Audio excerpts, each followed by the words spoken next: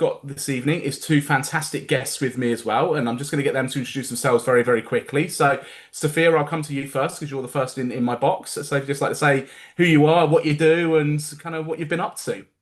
So, my name is Sophia Abassi. I started at Enterprise last year for a placement year. I study at the University of Sussex at the moment, and I'm in my third year doing economics and management, which obviously does quite apply to Enterprise.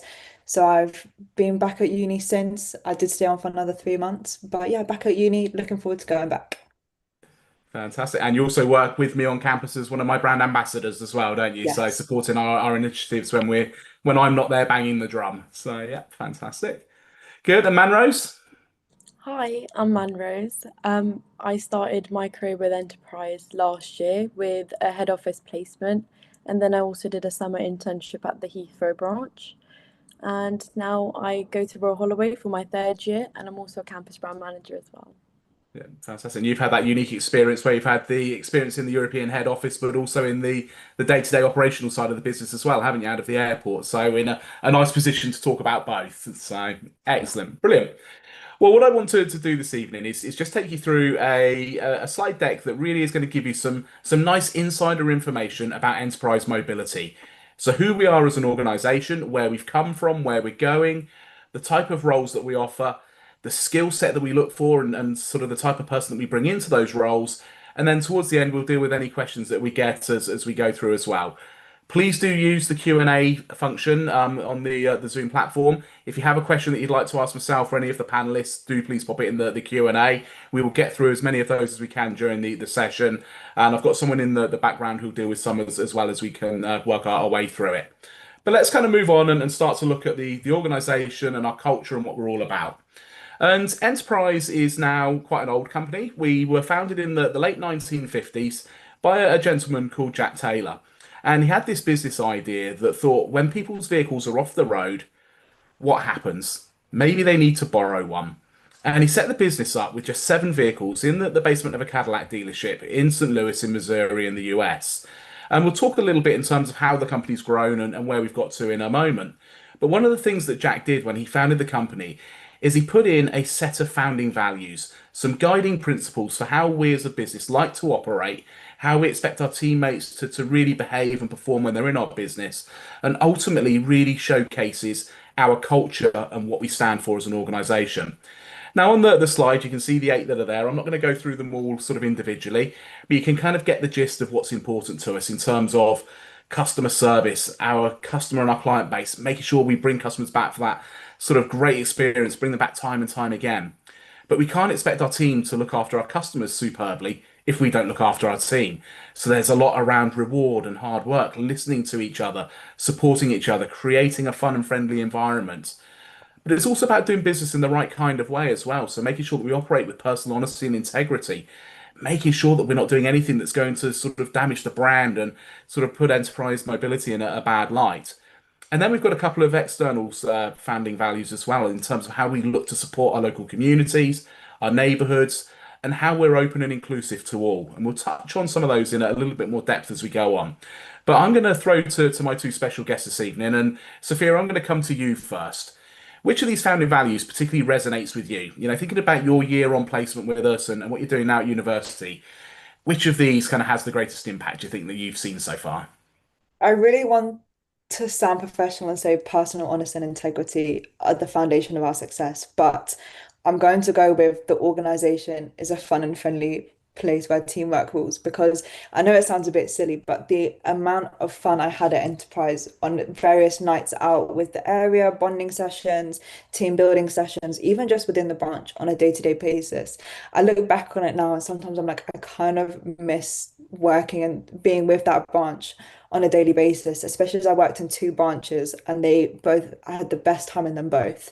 So I would go with that one originates with me the most now. Yeah, fantastic. It's a fun and friendly place, working with your teammates, having that bit of fun, working hard, but enjoying doing it and that side of things. Like, brilliant. Manrose, I'll throw it to you. Same question. So, which of these resonates with you?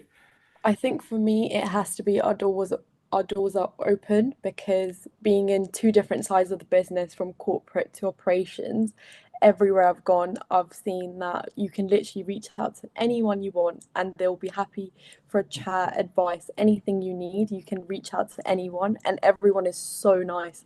As scary as it is to approach someone, but the value like you get back is just really great. So I think that one for me has to be the best one. Yeah, so that access to all that support network, that side of things, and we'll touch on some of that in a moment. So brilliant, superb. So let's kind of have a little look to see where the company has got to. So we mentioned that we've been trading now for 6.5, nearly 7 decades. And for a business startup idea, it wasn't a bad one. The company has done okay. So in the last 7 decades, we've grown a little bit, and we now turn over around about $38 billion, have approximately 2.5 million vehicles in our fleet, can be found in nearly 100 different countries. And we have a global workforce of team members starting to get towards 100,000 people. Now, the great thing with Enterprise, though, is that today we are still privately owned by the Taylor family. And we are, in fact, the seventh largest privately owned organization in the US, according to Forbes. So, what that gives us is it gives us incredible stability. It gives us great leadership at the very top of the organization. And it allows us to really make sound business decisions in terms of where we grow, what we do, how we operate, and where we move forward. Now, for those that are on the call and are interested in diversity and inclusion, one of the interesting things in terms of the Taylor family is our current CEO is the granddaughter of our founder, Jack Taylor. And if you haven't noticed with the term granddaughter, she is a young lady. So we are a multi-billion dollar industry leading organization in the automotive industry that is headed up by a female. So when we're starting to talk about diversity and inclusion, when we're talking about no glass ceilings, no barriers, role models, people, what's the term? You can't be what you can't see. When we talk about those sides of things, we have got those people in very, very critical stages of the organization. So again, Sophia and Manrose, I'm going to come to you as two young ladies on the call yourselves. How important is it to have role models, to be able to see someone to aspire to, and to have someone at the top of the tree that potentially you could be like in the future? I'll start, I think. I think it's so important. I had someone that I really looked up to at Enterprise and really helped shape my career. I could go to them with anything, and they worked in a sector of the business that I'm so interested in and want to progress to in the future. And any career I had, she also offered shadowing days where I could go and see what she does on a day-to-day basis. It was absolutely amazing to have that person that I could go to with anything and say, I need your opinion on this, or I need your help on this. And I think almost everyone can have a person like that at Enterprise just because of how friendly and welcoming everybody is. Yeah, perfect. So Manrose, obviously you've been in the building where there are lots of level four, director level people, that side of things. What's it like walking in on a daily basis and seeing people like that you can interact with and that have got time for you? Like so a level four, I sat in front of Andy Wheeler's office. So that was quite intimidating at the start, but then me and him became friends and used to go to lunch together. And I used to ask about advice on my intern of the year idea, like so much feedback I got from him.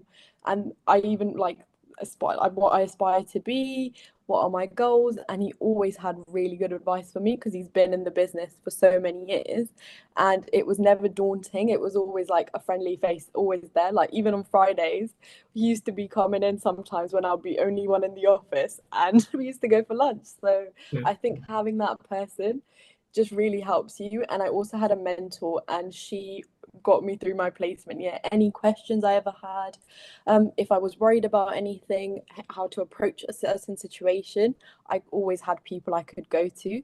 And I think that's the support you need sometimes at work, especially when it's your first corporate role or your first job in general. Having that support is just really nice. Yeah, perfect. Brilliant. Thanks, both. So the next slide that I'm going to show you now just looks a little bit at Enterprise Mobility as a brand, as an organization. And we rebranded a couple of years ago because as an organization, we realized that calling ourselves Enterprise Rent a Car just wasn't doing us justice. It didn't really bring in all of the different facets of our business and our operations.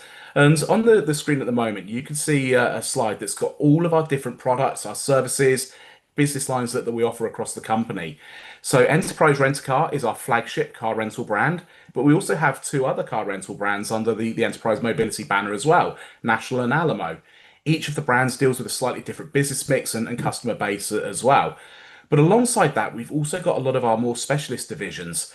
We've got things like the exotics collection, which are things like the Ferraris, the Lamborghinis, the Porsches, right the way through to Flexi Rent, which over here in the UK is our commercial division. So it looks more at specialist vehicles, larger vans, trucks, everything from ice cream vans through to golf buggies. We're the largest renter of golf buggies on the planet. So the way that we position ourselves and the whole idea around enterprise mobility is that if our customers need to provide a service, if they need to move goods, if they need to move people, we have got a business line or we've got a service that will meet their mobility needs. It will allow them to do what they need to do. Now, one of the other ones that's on this screen, and I haven't touched on it yet, is Integral. So it's on the very bottom right as I look at the screen. This is actually one of the technology companies that we have here at Enterprise as well. So we actually produce all of our own internal systems that we use for our day-to-day operations. We manage all of that internally. We develop and build it internally, but we also go to market and actually aid our customers with some of the software and the technology that we use to allow them access into our systems and our back office portals so that their process of using our services is much easier. So we have opportunities in all sorts of different areas, lots of business lines, lots of different roles. And we'll come on to that in a little bit more depth as we move through the slides. So that's kind of a nice snapshot of where Enterprise has come from. And it's a nice snapshot of Enterprise in terms of where we are today. The slide that you've got on the screen at the moment is actually a fairly new one. It's only been about a year or so in the sort of the public space. And this is our company's first ever purpose statement. Advance the world one journey at a time. And what this alludes to is the size and scope of Enterprise as an organization. The fact that it's got the advancement and the moving side of things sort of ties back to the mobility piece. But we want it to have that very local feel. It's one journey at a time, one rental at a time, one employee, one customer, whatever it might be. It's very much working towards a global perspective on a very local scale. And we'll talk about what that looks like in a little while. But it's certainly worth considering sort of when you start to think about a career at Enterprise, that although you start on the bottom rung of the ladder as a placement or as a graduate joining our business, ultimately where you could get to in our organization is limitless. And you've just got to get there just one step, one journey, your personal journey at a time. So let's look at what that means and what the career paths are that we offer. Now, we are one of the largest graduate and placement employers in the country. We hire north of 1,000 graduates and placement students every single year. And we get a lot of recognition for our hard work in the graduate space.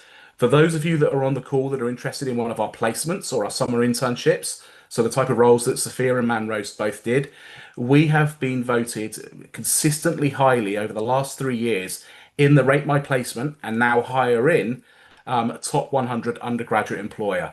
So we are currently number one in that list. We were number one last year. We were number two the year before that.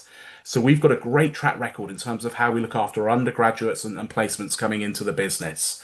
Now, the nice thing with that ranking is we don't write that as a team of talent acquisition professionals. We don't put a lovely submission together, send it off to a panel of judges, and they decide whether they like us or not and give us first place. Those reviews are actually written by our placement students that are returning to university, and we've got no control over what they say. Now, the nice thing with this is we don't just take 3 or 4 placement students and that's it.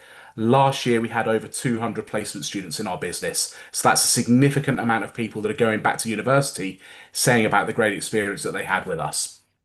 But it isn't just the placement side of things that we do well in as well.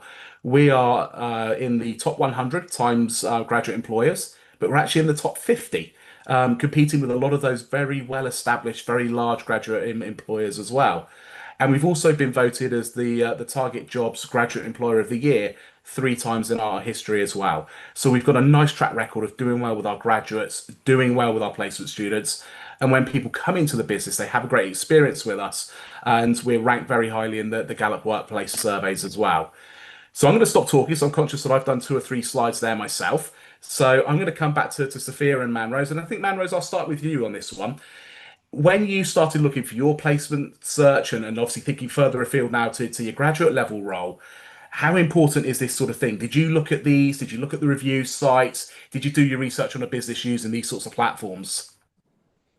I think I looked to see like the culture of the company because when I started researching for enterprise mobility, things did come up like how good they are with undergrads and placement roles. And then I also asked around with people because a lot of people at Royal Holloway end up working for enterprise. So I think I spoke to a few people as well, and all I heard was good things, like the Yeah. support they get, the opportunities they had, even if they were in one department, like they could explore, or like everything that I heard was really good. So I think some people do tend to look at it, but I know a lot of my friends, they just really wanted a placement. So they weren't doing as much research. So, but I think as a graduate now, like if I apply for any other roles, then I really want to look at the company, see where they are, see how they look after their people. So I think it comes later on a little bit as well. Fantastic, brilliant. Sophia, anything different from you? Did you look at sort of any of the review sites, Rate My Placement, or any of the listings at all? And how important is it for you to see an employer in these? So I completely agree with Manrose, everything she said. To add to it, when I applied for the placement at Enterprise, I didn't know a single person who had worked it. So I had no one to speak to about what the company was like. So all I had to go off was the reviews online, Glassdoor. That's all I could go off. So the fact that I went off only that and I couldn't speak to a person and I still ended up applying just speaks for Enterprise in itself. I think a big thing for me was working for a company that's known. I didn't want to work for a company and people be like, oh, who's that? Everyone knows who Enterprise is. You say Enterprise and they're like, oh yeah, I've heard of them. Even now, you mention it to lecturers or teachers or people, parents at open days, which I've done, they're all like, yeah, I've heard of Enterprise. I heard they're a really good company because they're in the top 100 graduate employers. So yeah, I had no one to speak to, but I just went off everything I saw online. Perfect, brilliant, cool, thank you. So let's start to look a little bit at the types of roles that we offer. And that brings us nicely on to what is our kind of bread and butter graduate and placement program. And that is our management training program. And the way that this works is we bring people into our organization to train them to be managers. Kind of the clues in the job title of management trainee. So we're bringing people in at that entry level, either placement or graduate level. We're putting you into our day-to-day operations, so in one of our local branches and in our local departments, having you help to deliver the world-class service that our customers expect from us. So that part of the role is very people-facing, working with the public, one-on-one customer service, and working in a team with people like Sophia and Manrose. But behind the scenes, we are teaching you to be a leader. We are teaching you to be a manager in our organization. And within that, we're going to give you lots of exposure to different areas of the business. And we'll start to talk about what that looks like in a moment. But when we're bringing you in, we are not hiring you to be a management trainee for the rest of your career. We are bringing you in to be a future leader, as I said, and we will fast track you into positions of responsibility. We've got a nice graphic coming up in a few slides' time that shows our actual career path and where it can go through and that side of things. But in theory, we can get people to the assistant manager role within 12 to 18 months in our business, branch manager role around about 2 to 3 years. So it certainly does start to move very, very quickly into those management positions. And as we move you through the business, you then get the opportunity to get it rewarded. Obviously, we pay. There is a nice salary, and there's some bonuses, and we do some sort of little extras and spot prizes and sales competitions along the way. And there's nice ways for you to impact your earnings. So, just one of the things that we do is we do an employee referral program.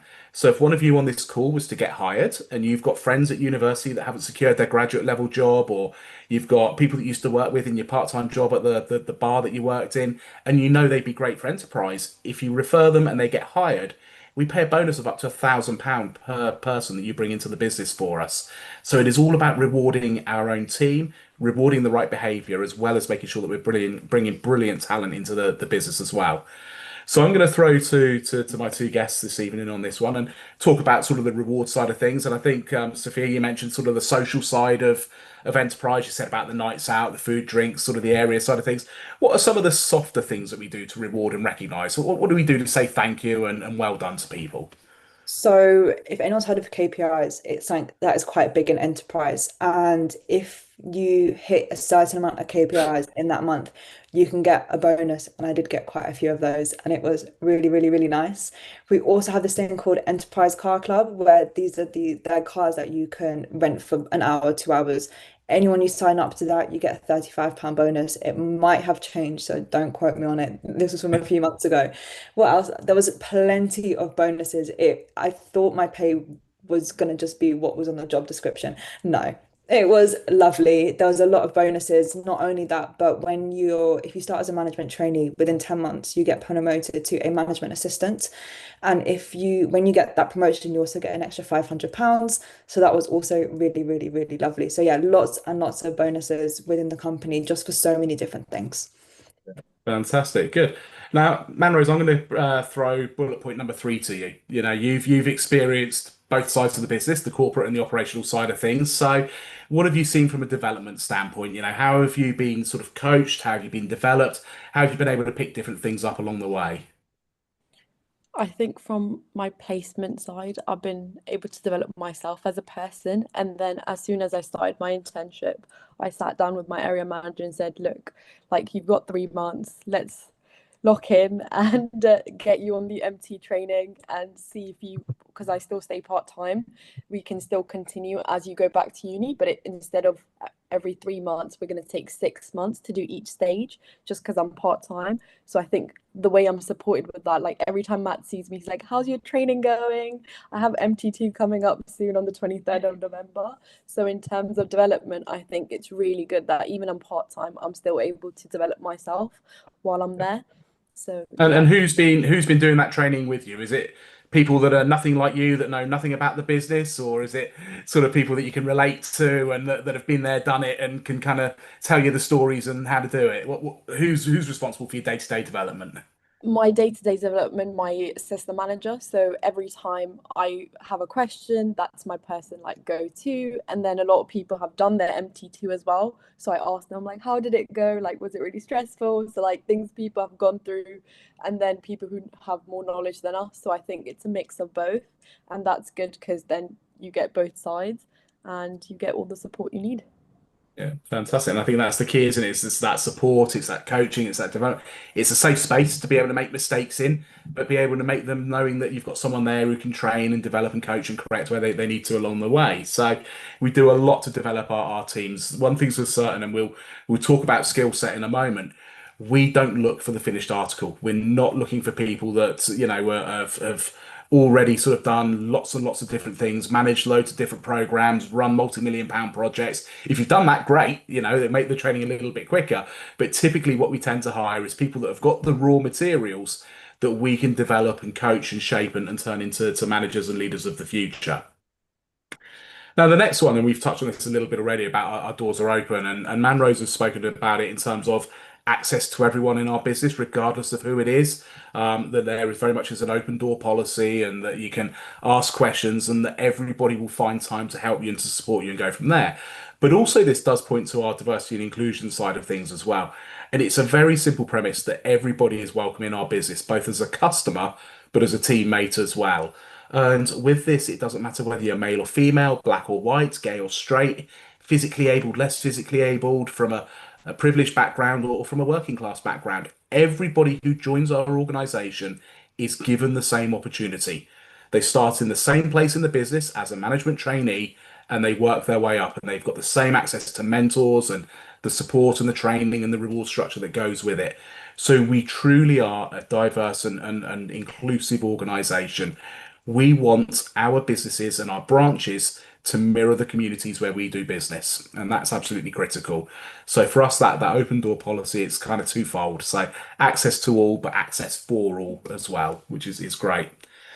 And then the last one, I think we've kind of picked up on already. Both Manrose and Sophia have already spoken about their development and the people they've worked with, their teammates, their managers, and you do get to work with like-minded people who are driven, who are ambitious, who want to do well, who want to be the best at what they do, but they do it in the right kind of way, not treading on the toes of their teammates to get one up on someone, not looking to do something that's going to put their relationship with a customer in jeopardy, but looking to do business in the right kind of way with a team that want to do well and progress and have a bit of fun with it along the way as well.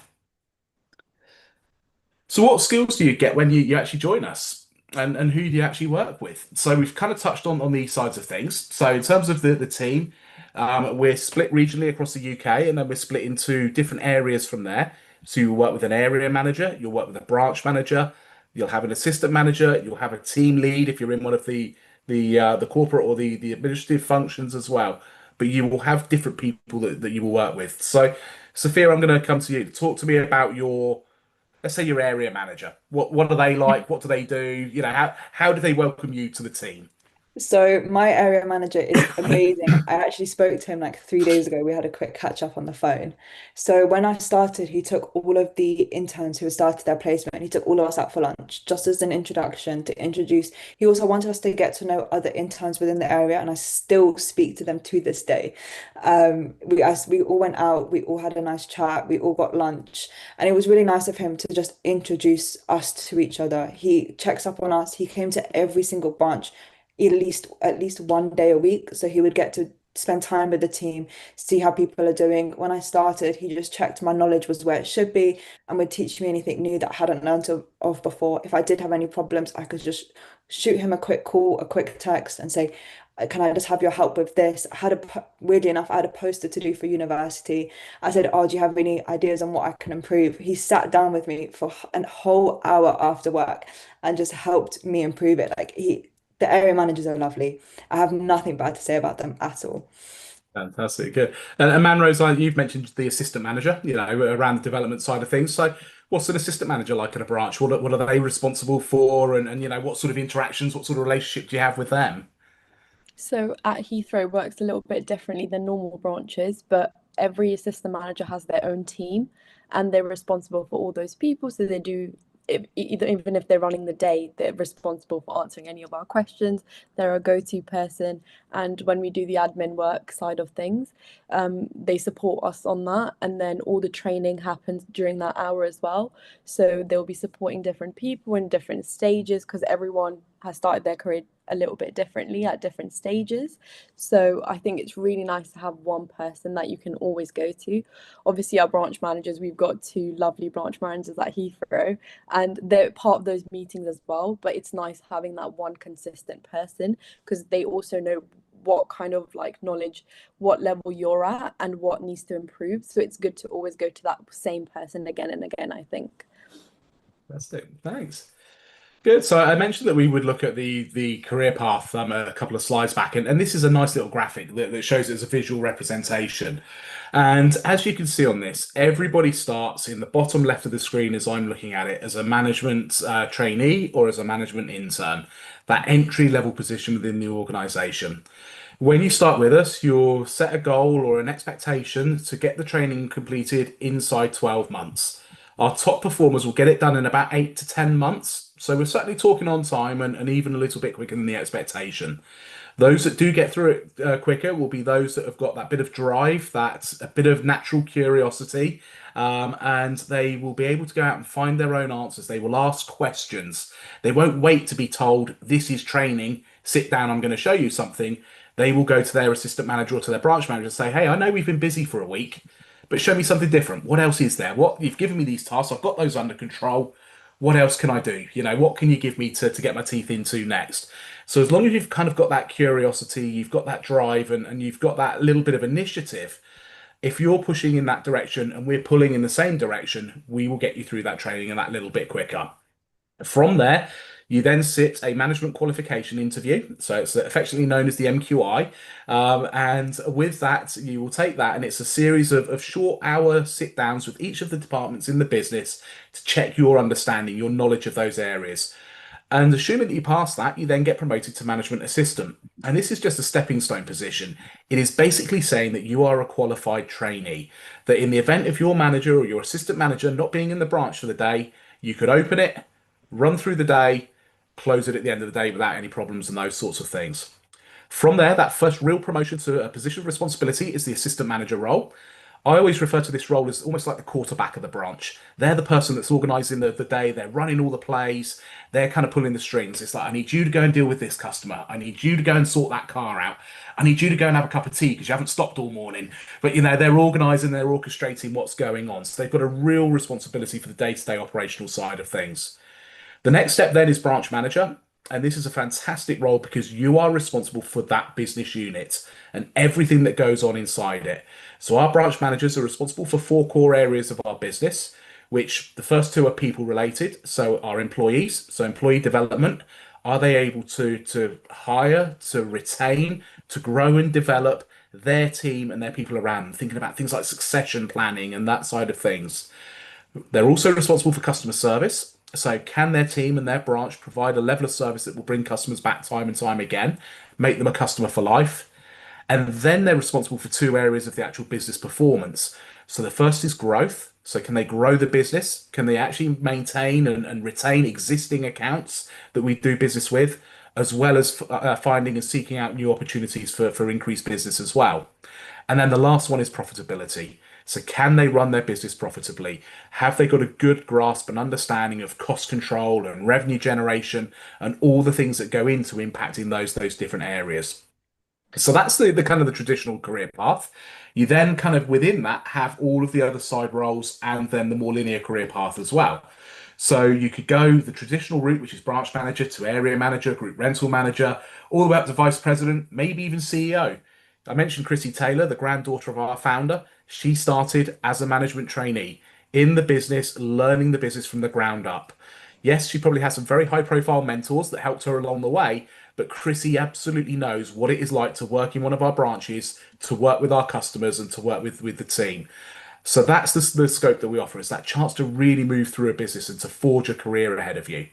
But you might find that as you start to go through the career path, that you realize that there is an area of the business that you're particularly interested in, or perhaps you're particularly good at it, and that you see yourself moving into a more specialist position. And within our organization, we have so many different areas of support for our actual operations side of the business. So, my career path, for example, I started as a graduate trainee, worked my way up to branch manager, and then moved across into HR, recruitment, training, and development, and have stayed in that more specialist people side of the business and have continued to progress on a career path down that route. Now, you may come in and you might just find that you love sales and that you're actually just really good at it, and that you go and become a national sales manager, an account manager, or something along those lines. There are so many different opportunities available to you, and all of our opportunities are advertised internally. We make sure that we promote and grow our own leaders, our own experts in all of these different areas of the business, and you can move around with your career as you want it to go. So many people talk about a career ladder, and that makes it sound very linear and very one directional. But the way that we talk about it at Enterprise is that we have a career lattice. So you might go up, across, move up, across again, across to another before you move up. There's lots of opportunity for you to move around the business. So, Sophia, Manrose, I'm going to sort of come to both of you on this one. Obviously, this you're at the very beginning of your journey on this career path, but you've interacted with people that have kind of been through lots of those different areas. How important was it for you, looking at a placement and looking at your graduate roles, for you to see the opportunity for a career ahead of you and to see all of these different options mapped out to give you sort of chance to really go where you want your career to go? So, Sophia, I'll come to you first. I remember when I applied and I thought it was just a linear, the line going straight across. You start as a management trainee, you become a branch manager, area manager, you go up that way. And I was like, that seems really interesting. But I don't, when I started my placement, I wasn't too sure what sector of the business or of any business or at all what I really wanted to do. I knew it was something to do with management, something to do with business, a classic 9 to 5, but I wasn't too sure what I wanted to do. And the thing I loved about Enterprise is I got to get a taste of every single sector of risk, of accounting, of finance, of sales, of customer service. I got to try every single bit. And I love the risk management side. So I'm straying off the linear management path and I'm kind of going up a little bit if you see the graph. But that's kind of the route I wanted to go in. But what I loved is Enterprise gave me that opportunity. And I saw when I applied that I would have the opportunity to explore different areas of the business. I just didn't know I could take it as far as I can actually take it until I had started.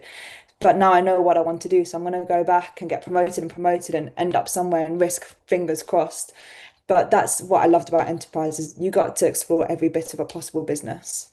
Yeah. And Manrose, I'm going to flip it slightly and come to you. Obviously, you did your placement in one of the more specialist support areas of the business. So, what part of the business were you in, and what was that department responsible for? And, how what exposure did you get to the rest of the business doing it? So I was in the implementation department, which from the word, I didn't have any clue what it would entail for my placement year. but I really ended up enjoying it. It's a bit of project management, sales admin. So I worked with a lot of sales managers, and I had this drive to like learn what they do, how they deal with customers. And that's why I took the summer internship in return, because I wanted to get that sales experience as well. Because every time I spoke to them, they've gone through the from the management trainee to assistant manager to branch manager to where they are now. So I was like, okay, if I have the same drive, then I can be a strategic a sales manager. And I've shadowed a few of them on their meetings, and I think it's something I really want to do, because I have that people skills, and then I have my sales from what I'm learning as well at Heathrow. So I think combining that, and if I take it forward, then I'll end up somewhere in sales. Fantastic, brilliant, good.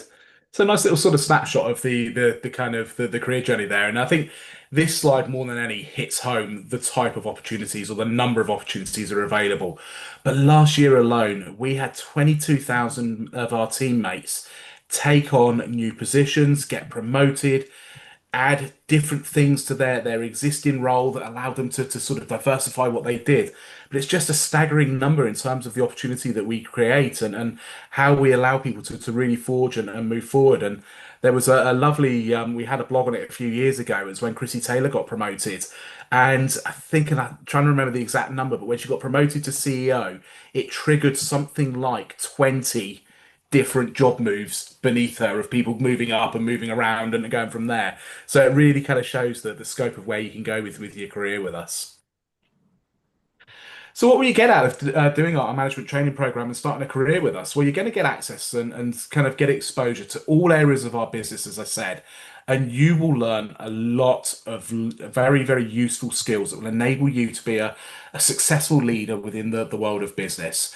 So you will get exposure to sales and marketing and account management, learning how to maximize revenue streams with customers or existing accounts, how to win new business, how to persuade and influence people. You will come to us hopefully with good customer service skills already. It's the one thing we really look for in our recruitment process is someone that has come from a retail, a hospitality, a service background where they've worked with people. But we will take those kind of early kind of seedlings and sort of sprouts of your customer service skills and turn it into the ability to really deliver great service. You'll learn all about operations and logistics and how to prioritize, how to organize different tasks, how to be flexible and to multitask. I know from a placement perspective, this is particularly something that I know our placement students found very useful because they learn how to manage their time when they get back to their final year at university and balance priorities around different deadlines and those sorts of things. And all of a sudden, a tough day writing their dissertation seems a little bit easier than perhaps a tough day operationally in a branch and enterprise sometimes. You will learn good business acumen. So you'll learn financial control and how to actually manage the profitability of a branch and how to make those decisions that are going to impact those numbers in the right kind of way. And ultimately, as I said at the very outset of this piece, you are going to learn to become a leader. We are going to teach you how to lead a team, how to lead a business, and how to develop other people around that. So, Sophia, I'll come to you first because it's been the pattern I've done sort of as we've kind of gone through the call. Skills wise, what have you developed from your placement with us and what have you taken back to uni? And obviously our placement program is identical to our grad program, so it's the same sort of thing for those that are looking for the full-time role. What skills have you learned in your year with us? I think, as you've touched on, the people skills and the account building is I had never ever ever spoke to a big corporate account before, and now that I look back on it, I've dealt with people from BBC, ITV. I've got to know people at Jaguar Land Rover and BMW so well. Like I've built those relationships with those people, which is something I never thought I'd be able to do. But now I know how to communicate within a corporate environment, which obviously I had never done before my placement, and I still haven't done at university. So I now have that skill, and it's really helped me at university in terms of not even just public speaking, but more just building those connections and being more confident in networking. Not only that, but the confidence you get from dealing with customers and having customer service sales, working out how to run a business. I read a statement for the first time and looked at the profitability of a business. It taught me so many different skills that I've now taken to uni and I'm now applying in my course because part of my course is management. So it's been really, really useful and it's just made me put myself out there more at university as well. Brilliant, good. So, Manrose, implementation department. You didn't even know what the word meant. So, what skills did you learn? What have you taken from your time in that team? I think the amount of organization and time management it takes to organize projects Yeah. and run them on tight deadlines. And now I don't get stressed about my uni deadlines at all. I'm like, I've got this covered, not an issue. But I think also, like from the people perspective, presentation skills, because you work on these projects and then you have to present them back to your leads, back to your sales managers, and you have to do it with confidence because you worked on it with everything you've got, so you're more passionate, I think. And I think that's what I've taken back to uni as well. Like every time I do a presentation, I do an assignment, I put a little bit more passion in, just so then I'm able to look back at it and where I did truly my best and there's nothing else I could have done. And I think that's, I even do that with like at Heathrow. Every time I make a presentation or I'm working on sales to training other people, it's come like a full round circle. Now I'm training the new interns from Brilliant. So literally 3 months into a summer internship, you're already doing that leadership piece. yeah. So yeah. So and we recently had a little changeover at Heathrow. 5 assistant managers got promoted, so we had 5 new assistant managers and new teams and everyone. So I think from that perspective, like also development, because I spoke to those new assistant managers, I check with them. I'm like, oh, how are you finding your role? Like, do you think it's hard? And having those conversations, because that's where I want to be. So from that perspective, I think you learn skills like leadership, development, all of that in the branch day to day, daily, not just that you have to make time out for it. You learn it on a daily basis. Amazing, brilliant. And I think that's the key, isn't it? You're developing and learning all the time, isn't it? Every day is an opportunity to try something new, to develop and hone some of those skills and impact your future career that way. So brilliant. So I'm conscious that we're coming towards the end of the slides. We've got sort of five to go. If any of you have got any questions at all and any of the stuff that myself, Sophia, or Roman Rose have said, do please pop them in the Q&A. We'll get through as many of them as we can towards the end of this. And I've got one of my colleagues in the background who's going to be sort of answering some of the questions in the chat as well as we go.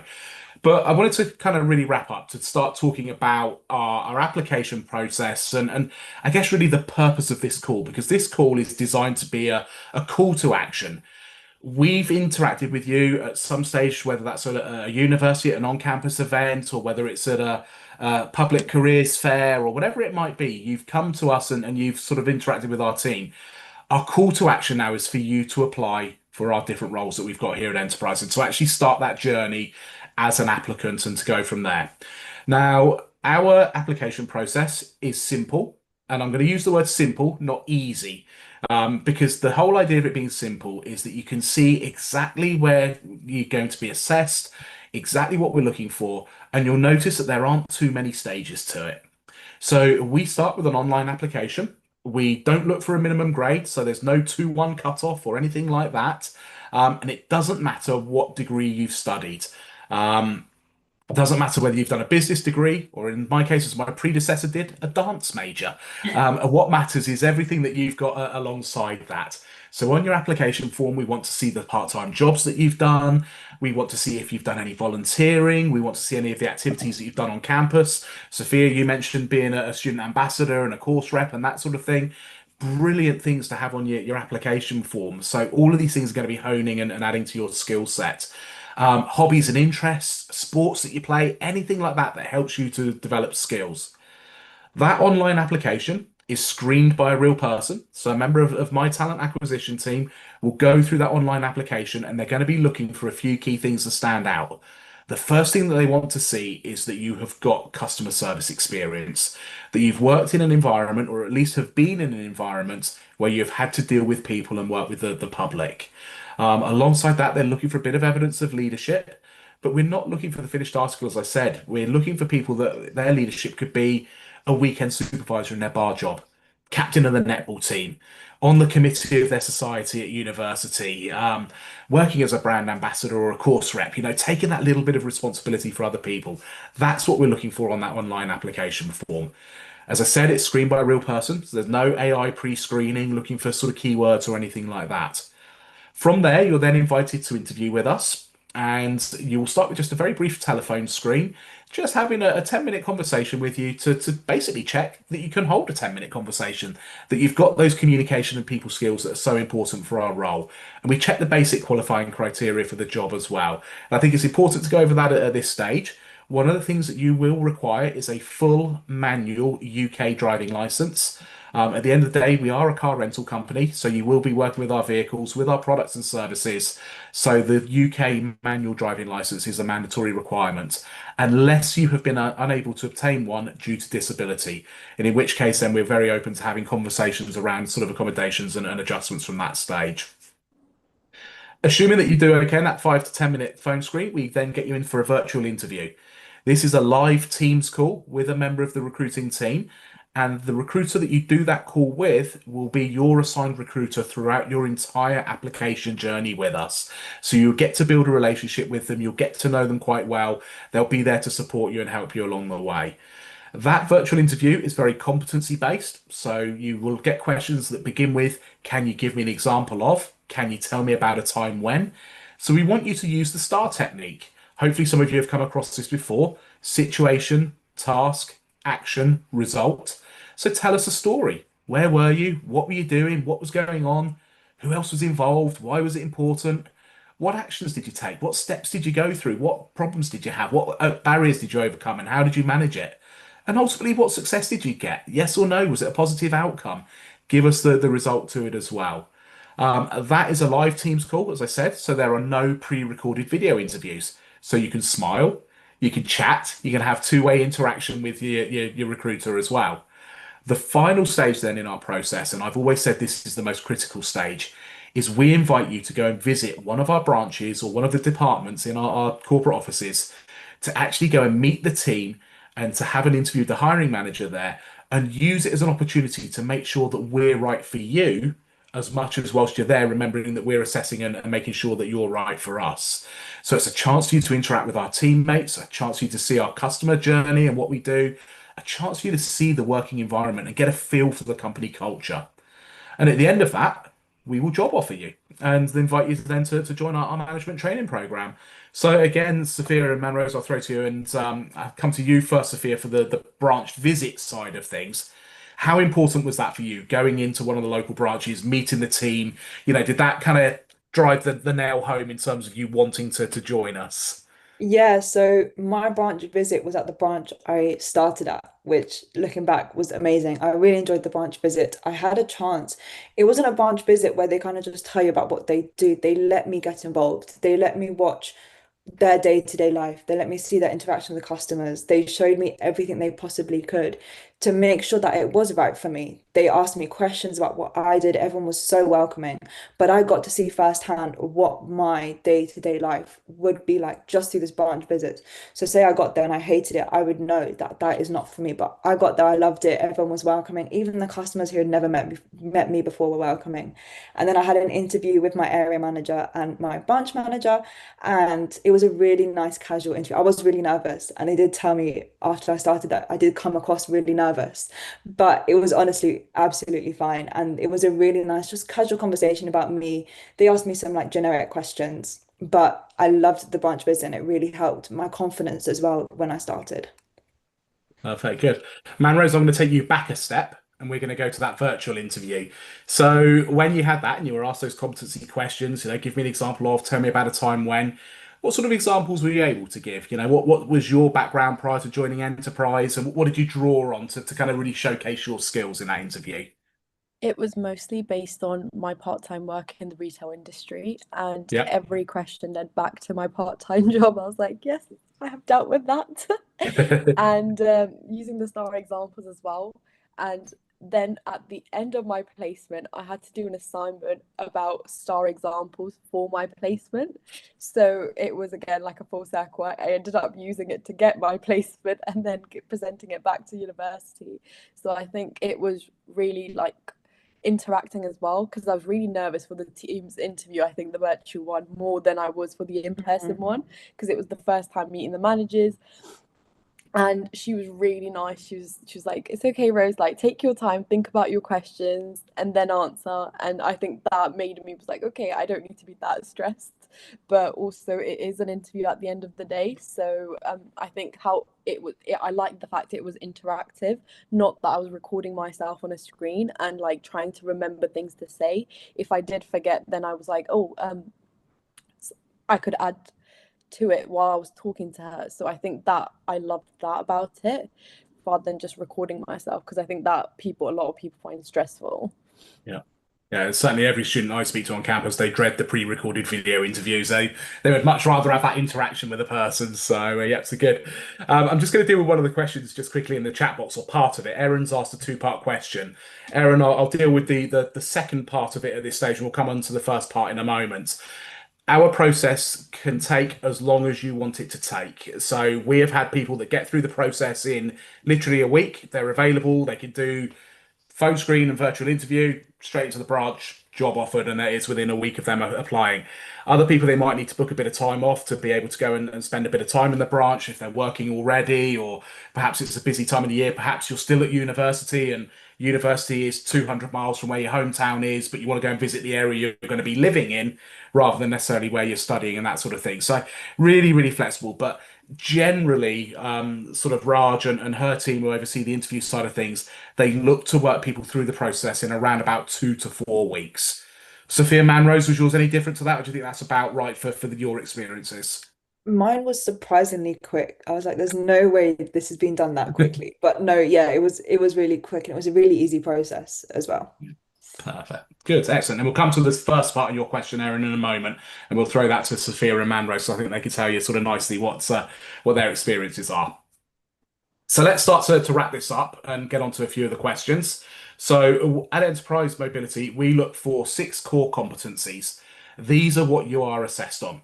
So it is customer service, communication, leadership, work ethic, sales aptitude, and flexibility.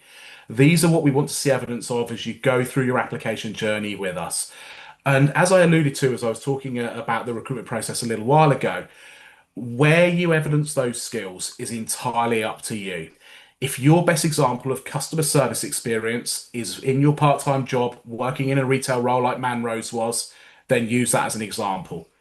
If your best example of leadership is in the middle of the sporting arena, captaining the netball team and understanding how to bring a group of people together and giving some Italian off and motivating others and all of those sorts of things, then use that as your example. If your best example of flexibility is how you've balanced your deadlines at university and how you've multitasked and met all of those deadlines and still got a great grade out of it, use that. But it all comes down to how you tell your story. And that brings us back to that STAR technique. You've got to remember that the interview process is very much a sales process, but it is two-way.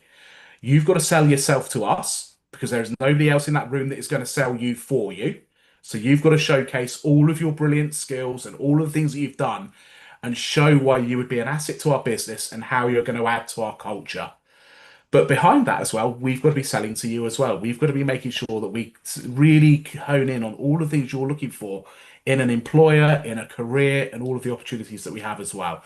So it should always be a two-way process in an interview. Always ask lots of questions, be aware of the skills that you've got to present, but ask questions and get some ideas from the team there as well.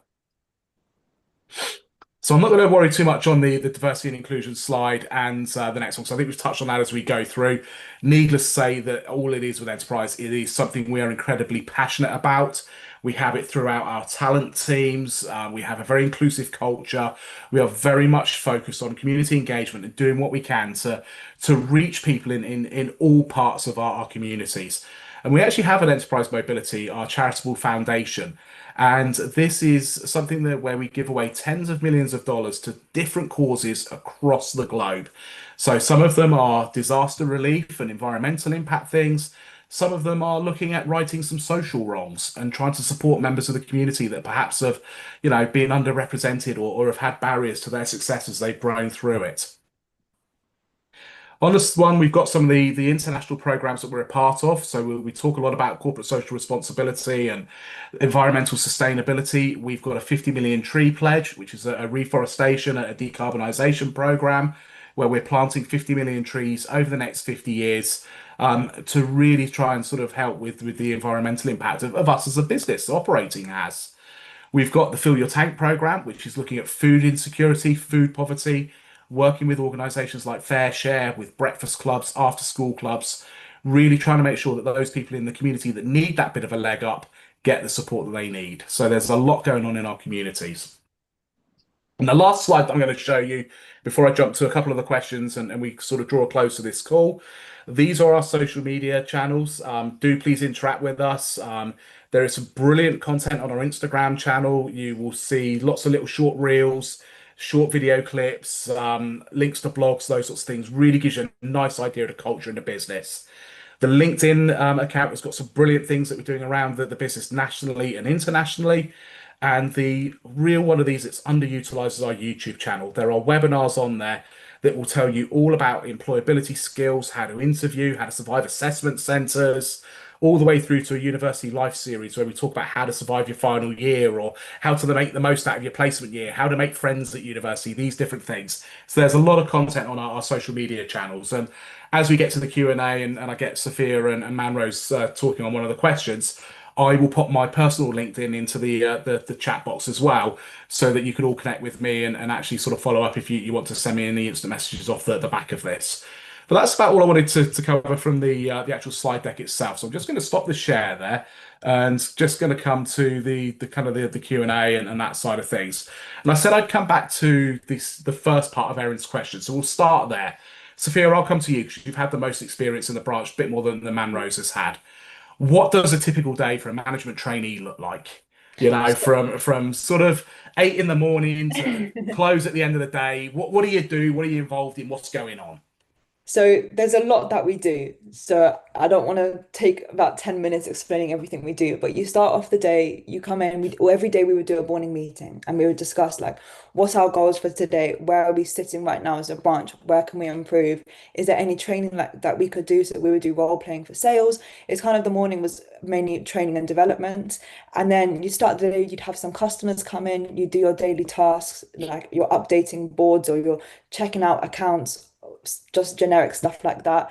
A big thing for us was marketing to our accounts. So each week we would try and go to a set number of accounts. We would take them donuts, which was always quite fun because sometimes they would offer you one of their donuts, which was really nice.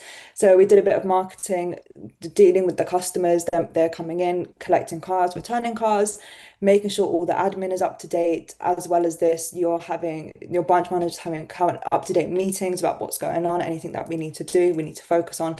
There's so many things that we would do. I would love to explain every single one in full detail, but every day you do quite a few different tasks. Fantastic. Manrose, anything different? Anything you want to add for sort of more of the airport operational side of things? We also start with our little morning meetings, and as a team, we're responsible for different things. So I'm responsible for updating all the boards and then updating the chat as well, because a lot of people are not, we have such a big team. And then talking about what we can improve, and then also role playing in terms of customer service, because we deal with so many different customers on a daily basis. Heathrow is so busy, so we truly use that morning meeting to develop and train, but also have a good outlook on what the day looks like, how does the fleet look like, and what are key things we need to look out for throughout the day. Are we taking walk-ins? So we discuss strategy, and then throughout the day, then Heathrow gets so busy that the day just goes like that, and it's time to go home and you don't even realize it. Perfect, brilliant, thanks. Good. So I'm going to just deal with a couple of questions that are in the chat so I can box them off nice and quick and easy. So a couple of questions about driving license. Just to reiterate, you must have a full manual UK driving license unless it is due to a disability. Question about EU license. EU licenses are fine because you can swap those straight over to a UK license. Time frame to do so is normally 6 weeks, but you would need to make the change. You just go through the post office and an online application. You can do it that way. If you hold an international license, that yes, it will entitle you to drive in the UK for a year, but we are unable to do background checks on any international licenses. So we would need you to obtain a full UK driving license. That then depends on how quickly you can get through driving lessons, driving tests, and your capability as a driver learning in a different country and a different side of things. So yeah, just to reiterate, you must have the full UK manual driving license, unless it is due to a disability. I've got a couple of questions about sort of backgrounds and experience and that side of things. For us, it doesn't matter what background you come from, whether you have worked previously, whether you are new to the sort of the job market. For us, we are open to all. So whether you are changing careers, whether you're just starting out in your journey, everybody can apply, everybody can kind of join us, and we'll start at that management trainee level and we'll work their way through their business, sometimes at different paces, different stages. But yes, it doesn't matter whether you've got 5 years experience or 5 months experience. As long as you can demonstrate the skills that we look for, those 6 core competencies that I mentioned, then we would be very interested in speaking to you and hearing from you. So just have a quick look, see what else we've got. A couple of questions about some of the specialist placement roles. They're not live yet. We're actually looking this year to really increase our placement intake. So as such, what we're doing with this is we are looking to fill a lot of our sort of more broader operational roles first before going to market with our specialist roles. The reason for that, we'll probably take about 20 placement students into a specialist role, whereas we're going to take about 350 into our operational ones. So we're just kind of getting a bit of a dent in those first. So watch this space, likely to be towards the back end of November is where we're at the moment. But I certainly wouldn't hesitate. I would throw your name in the hat for the Broads application, for the Broads management placement anyway. So. So someone, yeah, Waitrose, part-time retail, yeah, hospitality chef, yeah, right sort of background. That feels quite nicely. Career change I've done. Been to open days. Like no. Okay, brilliant. So I think we'll end there with that last question. So I'm going to throw this over to Manrose and to Sophia to wrap us up. What are some of the challenges that you faced starting out in the business? You know, you've both said that you were new to the corporate world, new to the world of work. What were, Sophia, what was the biggest challenge, biggest barrier that you faced early on, and how did you get past it? It sounds really silly, but one of the parts of the jobs is when the car returns, we have to check the car for damage, Hmm. and you have to check it for the smallest, tiniest damages. And I think one of the things when it was raining or when it was dark, it was very, very, very difficult to check the cars fully, especially like the black or the blue cars. They're really, really difficult. So kept getting really stressed that I was missing damage, and if I did, I'd feel really, really, really bad for the team. But my manager stayed with me after work and went around the car, sat there and trained me on how to check the cars because he knew I was getting so worried about it. And he was like, I don't want you to be stressed. We're going to do this together. And we went over it again and again. And any situation I had that was a challenge, this is just the one that came to my head first. But any situation I had where I struggled with something or I didn't understand something and I wanted to improve, any single person in my team would put in that time and effort to do that for me, especially like Manro said, she's got her MT2 coming up. Any time I've had a training exam come up, every single manager has spent time with me to prep me for that. So any challenges I've had has been overcome by the team. Good. And Manrose, I'm going to spin it slightly for you. Um, we hear a lot with students coming into the world of work, very much around anxiety about the first day, not sure what to expect, how to fit in, culture, those unwritten rules. What was it like coming in on your first day? How did you cope with that? What were some of the challenges, and how did you get through it? So I've had two first days at Enterprise, one at the corporate head office and one at Heathrow. I'll do the head office first. I think it's very daunting walking into that big building on your own as an intern. But my team, they all took me out to lunch that day, and that's when we actually all started talking. Like the first bit of the day, I was really nervous, but then once I got to know the team, what they do, what did their journey look like at Enterprise, I was more open to speaking to them.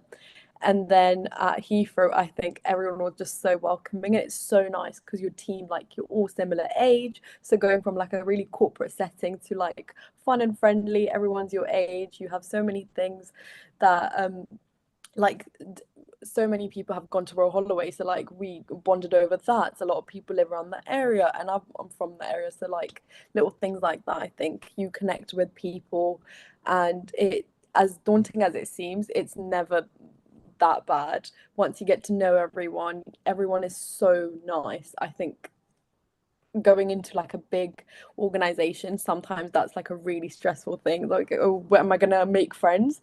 And now I think some of my best friends are at work, even though I go in twice a day, I still talk to all of them throughout the week. So I think, yeah, no, it's never that stressful. Amazing, brilliant. Well, I'm going to wrap us up there. I'm conscious that we're a few minutes over, but I think it's been worth it to hear such great insights from Sophia and Manrose, who are so much earlier in their career journey and can talk about what it's like coming into the business a lot more recently than I have in terms of my career path. So thank you to those of you that have joined the call this evening. Thank you for your questions that have gone into the Q&A. I wish all of you that do choose to apply the very best in your applications. Do please connect with me on LinkedIn. It's in the chat box there. Do please feel free to look up Sophia and Manrose on LinkedIn. I'm sure they'll happily fire a message to you if they wanted to as well from there. But lastly, Sophia, Manrose, you two are the stars of this call. Thank you so much for giving up part of your evening to join us and to talk about your experiences. I really appreciate it. And we'll wrap up there, and I'll see you both soon.